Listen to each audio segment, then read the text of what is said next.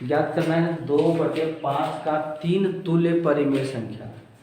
ये तुल्य परिमेय संख्या ज्ञात करने के लिए हम तुमको जो समझाना चाहिए ना वो ये है कि 2/5, 4/10, 6/15, 8/20। आखिर ऐसा हुआ कैसे? नहीं, तुल्य परिमेय संख्या हम 3 को प्राप्त कर दिए, हम अनगिनत प्राप्त कर सकते हैं। कैसे? जैसे हमारा मूल परिमेय संख्या 2/5 है, हम इसके तुल्य परिमेय संख्या को ज्ञात करने के लिए यदि ऊपर में 2 से तो नीचे में भी 2 से ज्ञात करना पड़ेगा, गुना करना पड़ेगा है? यदि 2/5 है, ऊपर में अगर हम 3 से तो नीचे में भी 3 से गुना करना पड़ेगा। ठीक है।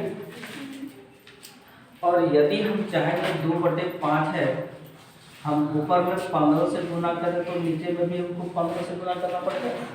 कोई जरूरी नहीं कि 2, 3, 4, 5 से ही गुना करें। हम अगर 17 से गुना करेंगे ऊपर में तो नीचे में भी 17 से गुना करना पड़ेगा। तुल्य परिमेय संख्या हमारा ज्ञात हो जाएगा। नहीं, अब उसी के आधार पर यहाँ पर 15 दूनी 30 और 15 75 हो गया। तो ये भी एक तुल्य परिमेय संख्या है।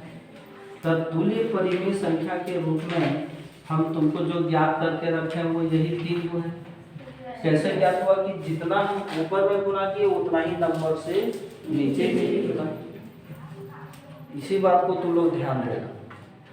नहीं, तो तुल्य परिमेय संख्या एक 4/10 होगा, 6/15 होगा, 8/20 होगा, 30/75 होगा। अनगिनत है, काफी है। नहीं, तो इस तरीके से तुमको इसमें इससे संबंधित जो और भी जो क्वेश्चन है ना वो तुमको बोर्ड पर लिख देते हैं। ये बना करके तुम क्या करोगे, लाओगे। ठीक है, हैं?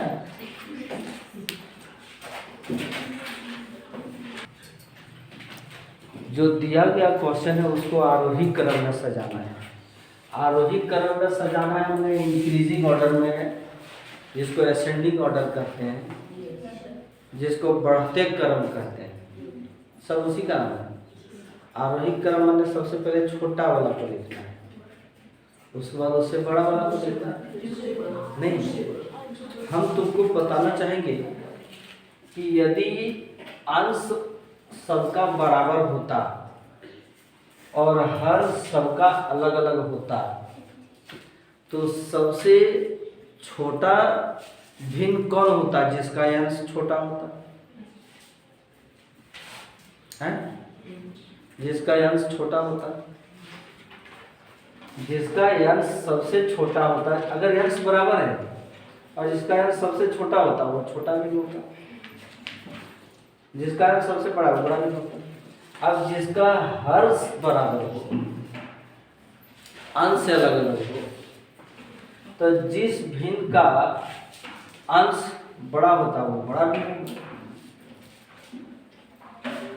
लेकिन यहाँ पर ना तो अंश बराबर है, ना हर बराबर है, ना कोई धनात्मक परिमेय संख्या सब है और ऋणात्मक एक भी नहीं है।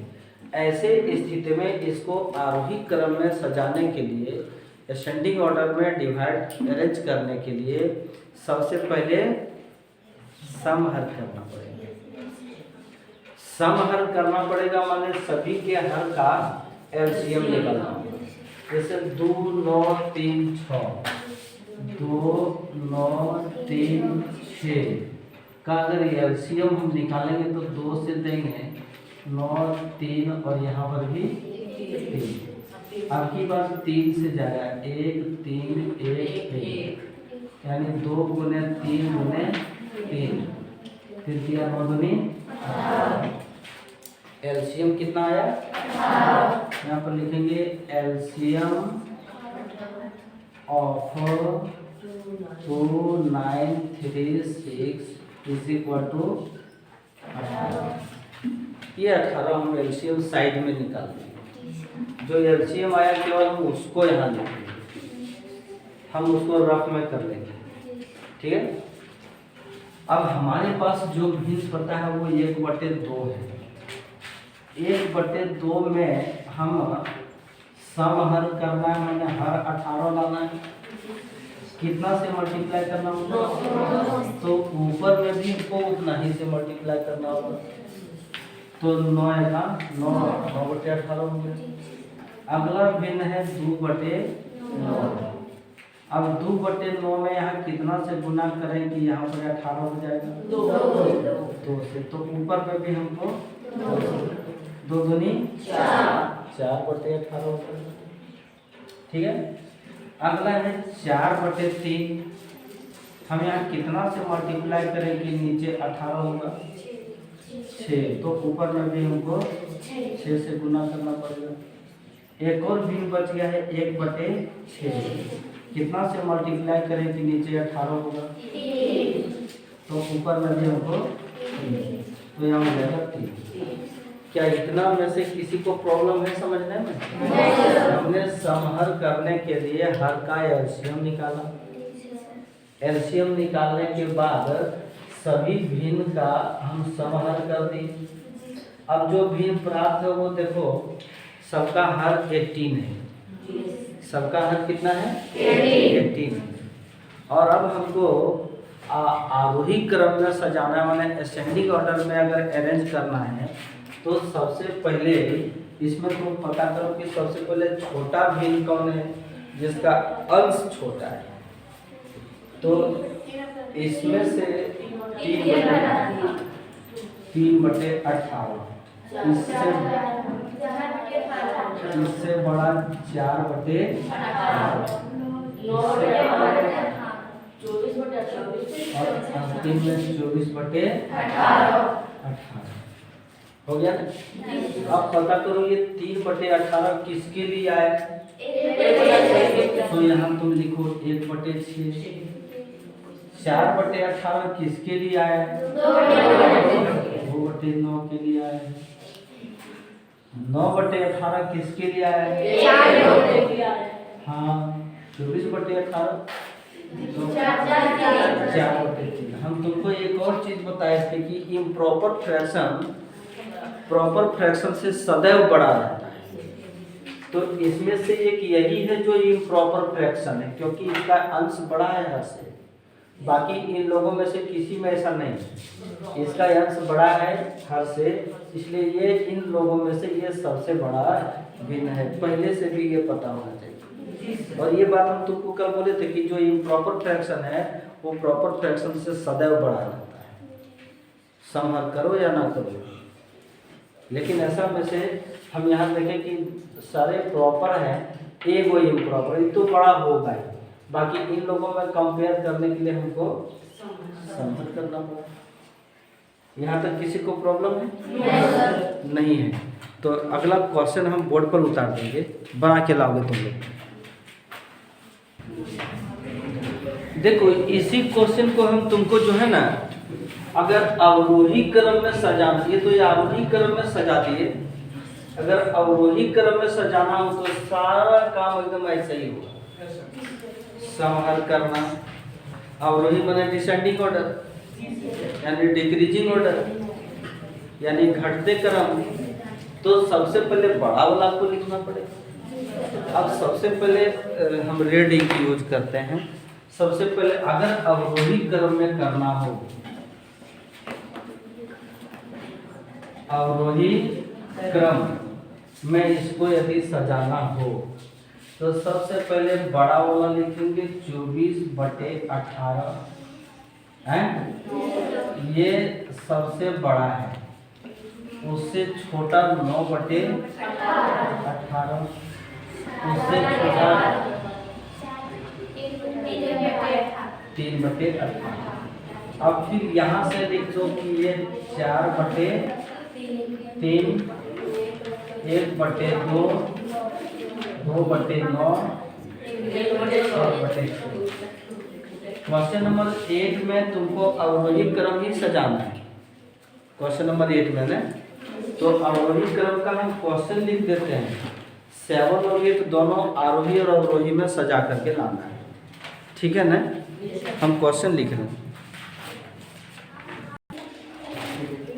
देखो ये तुमको क्वेश्चन नंबर 8 का ये सारा क्वेश्चन हम दिए हैं ना, जो कि तुम लोग को बना करके लाना है। क्या करके लाना है? बनाना। अब जैसे ही बना लोगे ना, उसको एक बड़ा सा बर्तन में तुम लोग फैला देना, ठंडा हो जाएगा। तो उतना गर्मे अगर लाएगा ना तो फिर वहाँ क्या होगा, घुसा जाएगा। समझे? ऐसे ठंडा करके बढ़िया से लाना। अच्छा, तब भोग लगा सकेंगे, तो भोग नहीं लगा सकेंगे।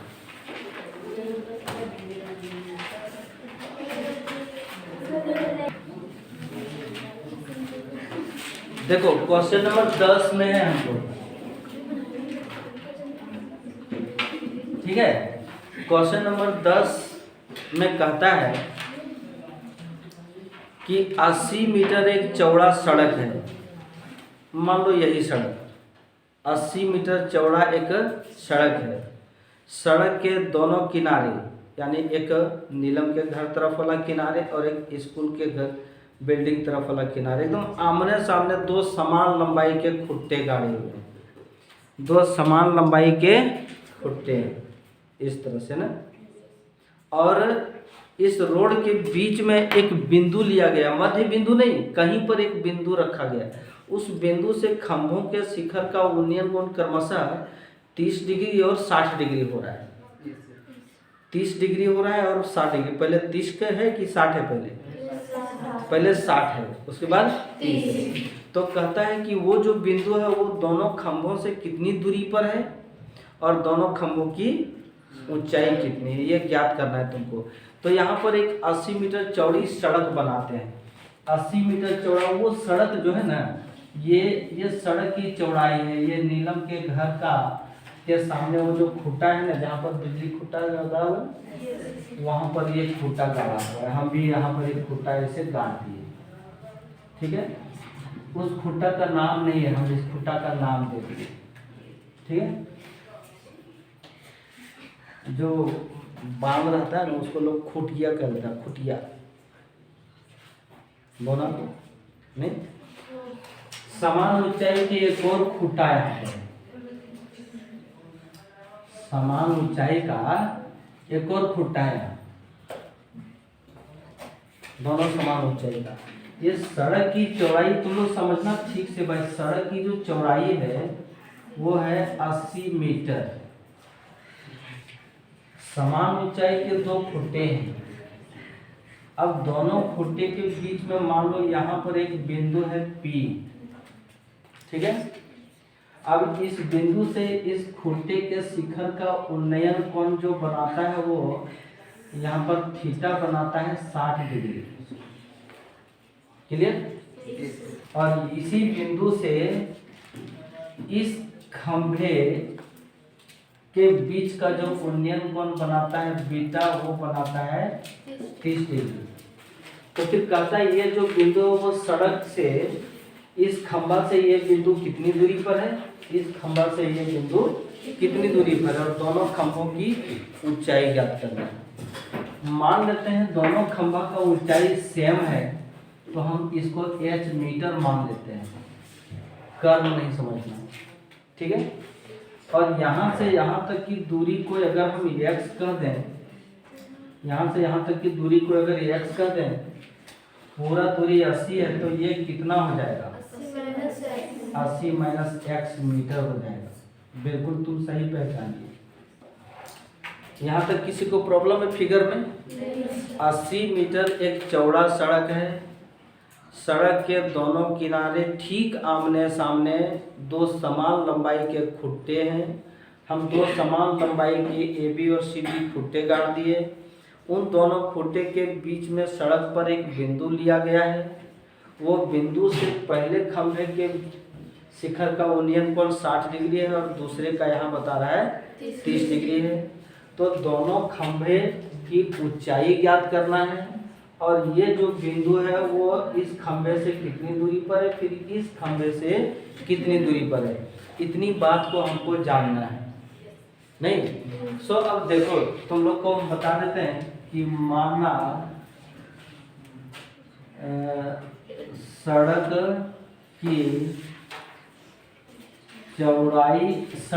चौड़ाई जो है वो BD है, वो है 80 मीटर। प्रॉब्लम है किसी को? खंभा AB is equal to CD is equal to H metre है। ठीक है, हम यहाँ पर मान लेते हैं, माना DP is equal to X metre, इसलिए BP is equal to 80 minus X। ये कैसे हुआ वो भी तुमको हम बता सकते हैं। यहाँ पर थोड़ा सा हम बता देना चाहेंगे कि BD चाहे DB कितना है? 80 मीटर। यहाँ पर हम लिखे हुए हैं BD। अब BD जो है वो दो भागों में बटा हुआ है, एक DP और एक BP। तब यहाँ पर 80 मीटर आया है। ठीक है ना, हम DP को मान चुके हैं X, तो ये BP 80, हमको चाहिए BP, तो 80 बराबर एक इसलिए लिखा जाता है ना कि 100 जोड़ 100 बराबर 200। ठीक है, 80 माइनस X मीटर, तो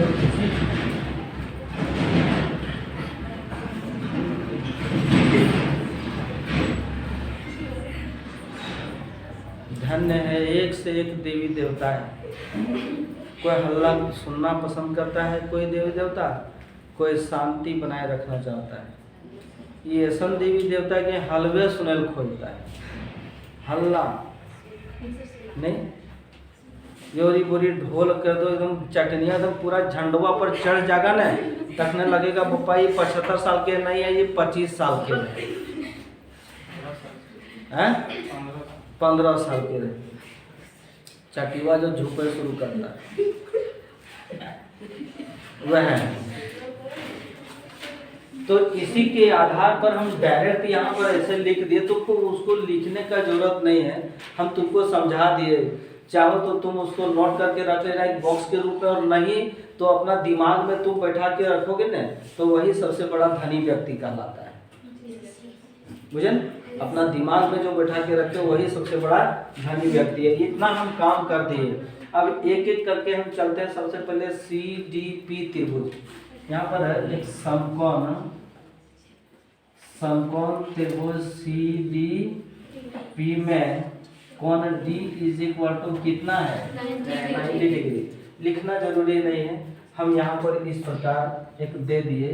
तुमको शुरू में जो ये चैप्टर बता रहे थे खंबा हो, बिल्डिंग हो, टावर हो, सब 90 डिग्री पर ही खड़ा रहता है नहीं? हाँ, तो वो 90 डिग्री है वहाँ।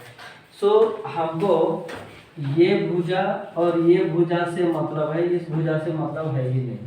तो इस कोण के लिए ये भुजा लंब कहलाएगा और ये जो भुजा है वो आधार कहलाएगा। उसमें एक्सप्लेन करने का हमको कहीं कोई ज़रूरत नहीं, क्योंकि इस चैप्टर को शुरू में जब बता रहे थे तो लंब और आधार पहचानने का तरीका बताए थे। ठीक है, तो लंब और आधार का संबंध tan से है और cot से भी है। तो हम लोग tan को सस्ता हटा लिए, cot को सस्ता नहीं हटाए नहीं। cot से बना देंगे तो कोई दिक्कत नहीं, tan से बना। tan theta is equal to CD बटे DP है। थीटा tan थीटा के जगह पर हम कर दें 60 डिग्री। CD जो है वो H है और ये X है। इसका मान कितना होता है? H बटे X। अब इसके नीचे ये तो H is equal to √3x। हम यहीं पर रखेंगे इसको, समीकरण 1। यहाँ तक दिक्कत है क्या? नहीं है। तो फिर आगे बढ़ते हैं और अब चले आते हैं उधर वाला त्रिभुज। फिर त्रिभुज ABP में तो कोण B तो यहाँ 90 डिग्री है ना। इधर भी हमको ये भुजा और ये भुजा चाहिए, तो ये भुजा लंब होगा और ये आधार होगा। तो लंब और आधार का tan beta is equal to A B बटे बी पी। सही है ना? तो टेन बीटा के जगह पर हम क्या दे देंगे? 30 डिग्री। ए बी वही एच है क्योंकि समान ऊंचाई के दो खंभे हैं ना, और इधर 80 minus 1/√3 is equal to H बटे 80 माइनस एक्स। क्रॉस मल्टीप्लीकेशन करेंगे, √3h is equal to 80 minus X. यहाँ तक किसी को दिक्कत है क्या? नहीं दिक्कत है। अब ये √3 इंटू एच का वैल्यू यहाँ पर √3x पुट करते हैं, 80 माइनस एक्स समीकरण 1 से। सही है ना यहाँ तक? अब √3 इंटू √3 3x और ये वाला x को इधर करो plus x is equal to 80, तो 4x इज इक्वल टू 80 कटा दो यहाँ पर 20, x इज इक्वल टू 20। यानी इस खंभा से ये जो बिंदु है वो 20 मीटर की दूरी है। तो एक खंभा से बिंदु की दूरी इज इक्वल टू 20 मीटर। ठीक है। अब दूसरे खंभा से बिंदु की दूरी is equal to 80 minus X, यानी 80 माइनस 20 यानी 60 मीटर। यहाँ पर 60 मीटर, ये 60 मीटर और ये 20 मीटर, तो जोड़ेंगे तो 80 मीटर नहीं होगा। तो ये बिंदु निकल गया कितने दूरी पर है, खंभा का ऊंचाई नहीं ज्ञात है, तो x का मान समीकरण 1 में रखने पर, ठीक है, समीकरण 1 मेरा क्या है? h is equal to √3x। तो h is equal to x का वैल्यू क्या निकाल के रखे थे? 20। यहाँ पर है 20। ठीक है, तो 20√3 यानी खंभों की ऊंचाई 20√3 ही होगा। अगर 10√3 का मान तोड़ा होगा तो नहीं तोड़ा, इतना ही, ये इतना मीटर हो गया और ये क्वेश्चन बन करके रेडी हो गया हमारा। बस यही तो कहता है इसमें।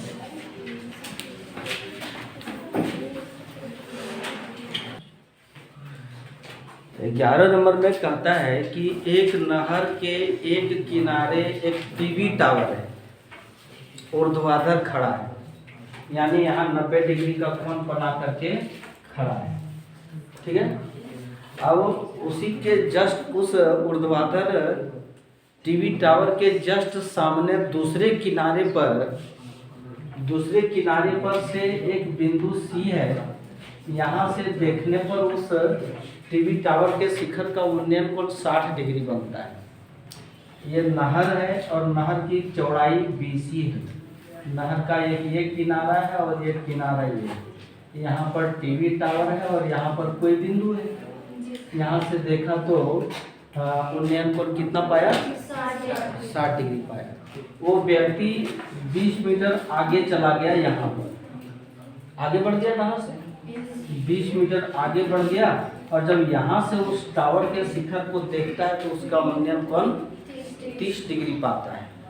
ऐसे स्थिति में तुमको कहता है कि ये नहर की चौड़ाई ज्ञात करें और साथ में ये टीवी टावर की ऊंचाई ज्ञात करें, यही ना। तो यहाँ पर लिखेंगे, माना टीवी टावर की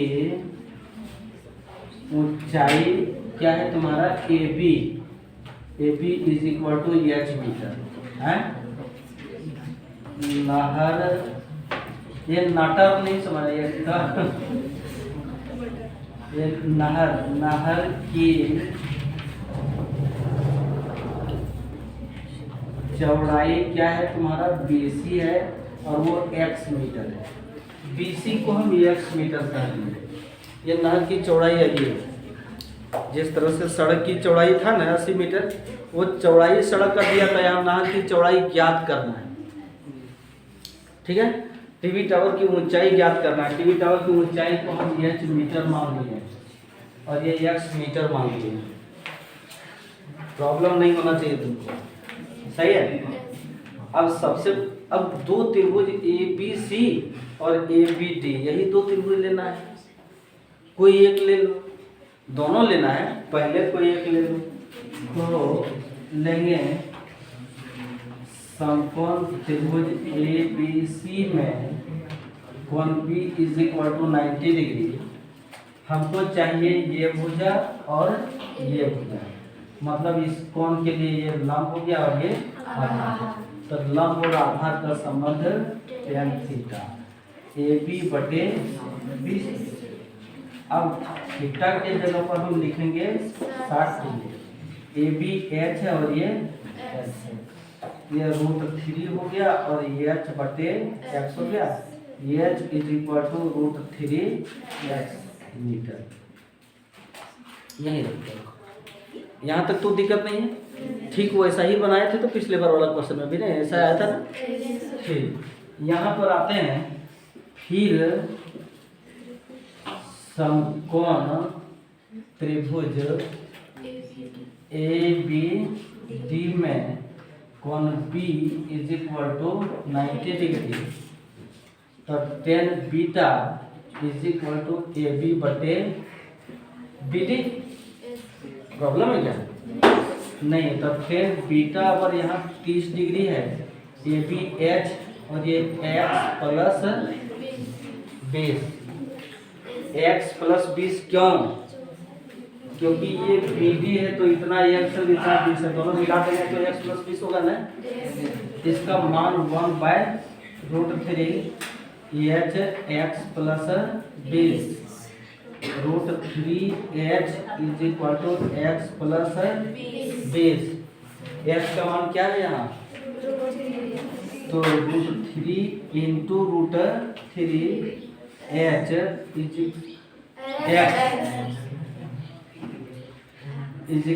x + 20। तो 3x - x = 20। 2x = 20, कटा दो यहाँ 10, x = 10, यानी नहर की चौड़ाई = 10 मीटर। अब x का मान समीकरण 1 में रखने पर h √3x है ना भाई, तो h = tan √3, यानी h क्या है मेरा? टीवी टावर की ऊंचाई। टीवी टावर की ऊंचाई जो है वो tan √3 मीटर, यही आंसर है। और 1 के फाइनल। प्रॉब्लम किसी को है क्या? तो अब उतारो इसको। क्वेश्चन नंबर 12 में हम लोग आ गए। क्वेश्चन नंबर 12 में कहता है कि 7 मीटर ऊंचा एक भवन है। 7 मीटर ऊंचा एक भवन है और कुछ ही दूरी पर एक टीवी टावर है, चाहे कोई टावर नहीं। तो इस भवन के शिखर से उस टावर के शिखर को देखा तो उन्नयन कोण कितना पाया? 60 डिग्री पाया। यहाँ से इस टावर के शिखर का उन्नयन कोण पाया तो 60 डिग्री कैसे जाएगा? आगे अगर बढ़ाएंगे अब यहाँ पर तो ये बिंदु E आकर के मिलेगा और ये जो मान हो जाएगा वो तुम्हारा 60 डिग्री हो जाएगा। और इसी भवन के शिखर से इस मीनार के पाद का अवनमन कोण, यानी ये वाला कोण, यहाँ पर अवनमन कोण बीटा बनता है 45 डिग्री। तो कहता है इस टीवी टावर की ऊंचाई ज्ञात करें। नहीं, इस टीवी टावर की ऊंचाई ज्ञात करने के लिए थोड़ा सा तुम कुछ समझो। तो मान लो ये टीवी टावर की पूरी ऊंचाई h हम मान लेते हैं। हम इस पूरी ऊंचाई को h मान लेते हैं। नहीं, ये जो 7 मीटर है तो इसी के समांतर यहाँ पर जो क्या है वो भी तो 7 मीटर होगा। जब यहाँ 7 मीटर है तो CE जो हो जाएगा वो h माइनस 7 मीटर होगा कि नहीं। पूरी ऊंचाई h है तो इतना घटा देंगे तो h माइनस 7 बचेगा ना। हाँ, लिखेंगे माना भवन AB is equal to 7 metre. ठीक है। टावर, टावरे लिखा हुआ है ने मीनार लिखा हुआ है। Tower CD is equal to h metre, यही है ना। अब AB के बराबर जो है वो DE है, वो भी 7 मीटर है, समांतर लिखा गया है ना। ठीक है। और ये BD के बराबर हमारा यही BD बराबर यही। सुनो ना, हम तुमको बताए थे कि ये कोण और ये कोण दोनों आपस में बराबर होता है, बताए थे ना। ठीक है। तो चाहो तो इसको भी हम 45 डिग्री कर सकते हैं और त्रिभुज ABD लेकर के हम इसकी लंबाई ज्ञात करेंगे, इसके बराबर इसकी लंबाई ज्ञात करेंगे। और यदि नहीं तो त्रिभुज AED भी ले सकते हैं। त्रिभुज थोड़ा उल्टा हो गया इसलिए तुम लोग को समझने में दिक्कत होता होगा। ये ED भी ले सकते हैं, तो ये वाला ऊंचाई दिया हुआ है इसका ज्ञात कर लेंगे, तो फिर इससे मतलब ही नहीं रहेगा हमारा है। चाहे ये त्रिभुज लो चाहे ये त्रिभुज लो, हमको tan 45 ही लेना है। हम अगर इस त्रिभुज को लेते हैं तो ये वाला कोण के सापेक्ष ये जो भुजा हो जाएगा वो लंब हो जाएगा और ये जो हो जाएगा वो आधार हो जाएगा। तो क्या हम यही त्रिभुज लें या इसको लें? ऊपर वाला लेते हैं। ठीक है, लिखेंगे समकोण त्रिभुज AED में कोण E is equal to 90 degree. ठीक है। tan beta is equal to DE बटे यही है। tan बीटा के जगह पर हम करते हैं 45 डिग्री और ये जो DE है वो 7 है और ये हमको पते नहीं, तो 1 इज इक्वल टू 7 बटे A, तो A is equal to 7 metre. Problem है किसी को क्या? ठीक, अभी नहीं लिखो तुम लोग। अब एक और त्रिभुज हम लेते हैं AEC है। फिर समकोण त्रिभुज AEC में कोण E is equal to 90 degree, तो इसका tan theta is equal to लंब कौन सा हो जाएगा? C, आधार कौन सा हो जाएगा? तो तुम लोग बोलते रहे हो अल्बिक जैसा क्यों कर रहे हो? याद है या नहीं है तुम लोग को? तो tan यहाँ पर 60 डिग्री लिखेंगे और CE जो है वो H माइनस 7 और ये AE का मान हम यहाँ निकाल के रखे हैं 7। ठीक है। तो √3 is equal to H minus 7 बटे 7। क्रॉस मल्टीप्लिकेशन करेंगे 7√3, ये उधर चला जाएगा तो हो जाएगा 7√3 प्लस 7।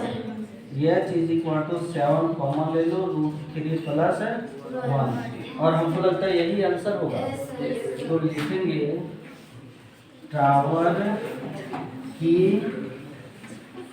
ऊंचाई इज इक्वल टू 7√3 + 1 मीटर।